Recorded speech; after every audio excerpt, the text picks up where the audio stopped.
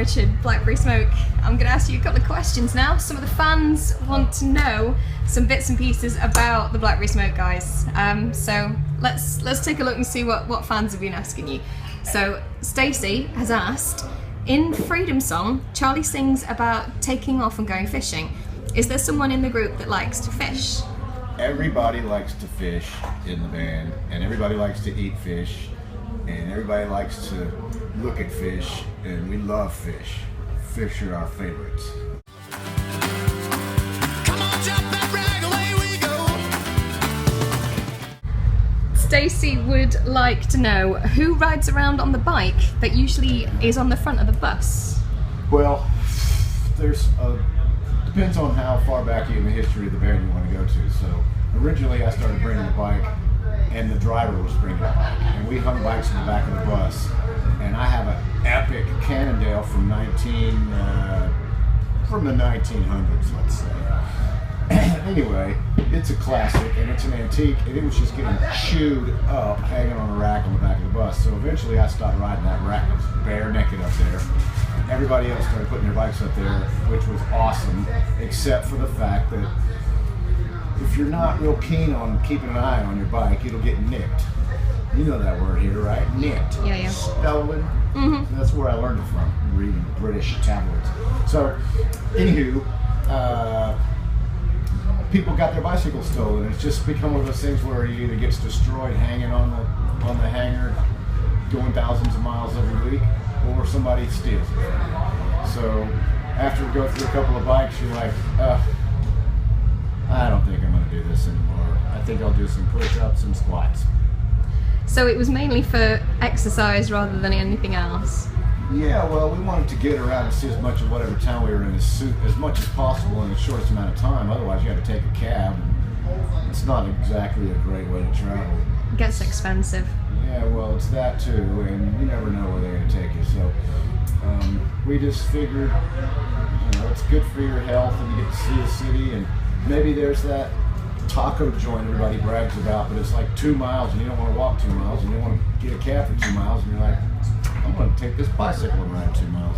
Then you get your taco and you get your exercise in and feel good about life and carry on to the next town.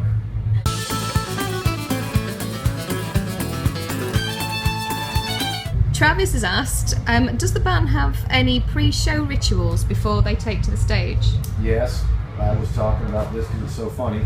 I'll pitch a yawn right before we go on stage, and like it's a fake yawn, or maybe it isn't. But I'll see who else starts yawning in the room, and then we start busting each other's balls for being too old. Is it past your bedtime, old man? You're too old to be in this game anymore. You need to take a nap. And that's a pre-show ritual, just to fuck with each other. So there's no listening to specific songs, or there's no high fives or dances? Hopefully you're not listening to the songs you're about to play. Otherwise, you don't know them. We look kind of silly when we go on stage and play the songs that we don't know. And so,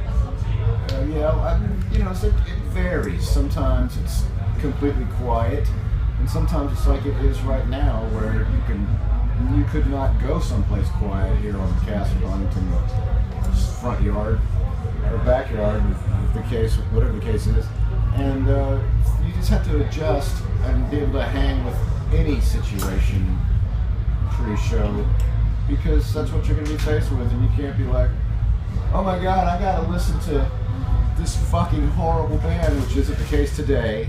I'm not being like that. I'm just saying, sometimes you got to just look over the top of it, put your mind back on the stage. You're about to go rock, kick some ass.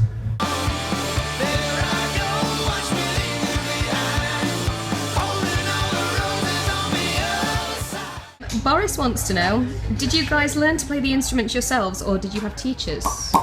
Well, it was both. First you start out with a teacher. The teacher becomes expensive and he frustrates you because he wants to teach you Twinkle Twinkle Little Star, and you want to learn Stairway to Heaven right away. And they're just like, no man, your mom's paying me $35 an hour, or whatever the case is, and I'm going to milk her as long as I can. And you're like, I see this game. So you just eventually, like Brendan O'Brien is a great example of this. He broke his leg right before summer, and that screwed him sort of for the summertime shenanigans that most of us would be getting into at that point in our lives, in our early teens. And so he just went shit. He sat on the end of his bed with his broken ass leg and played the piss out of the guitar, and that's why he is the epic individual that he is. He just focused, and you know. So if you want to do something, you wind up doing it yourself. Whether you build a bridge, or write a book, or direct a movie, or direct traffic. I mean, you wind up doing it yourself, so you got yourself to blame or yourself to please, so you might as well do the fuck out of it. And then you can pat your own self on the back. Hey, way to go, Richard! You never know, one day you could become that teacher. Well, hopefully I teach by example, because I don't know, maybe they say those who can't do, teach. So maybe when I can no longer do, I will teach. And I will take solace in that and be happy and ride on into the sunset.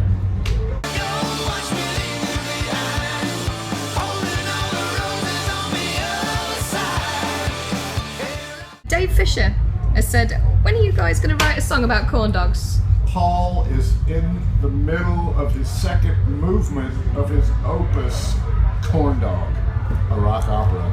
And it's, I've heard bits of it. Keep your ears open for that. It's coming your way soon.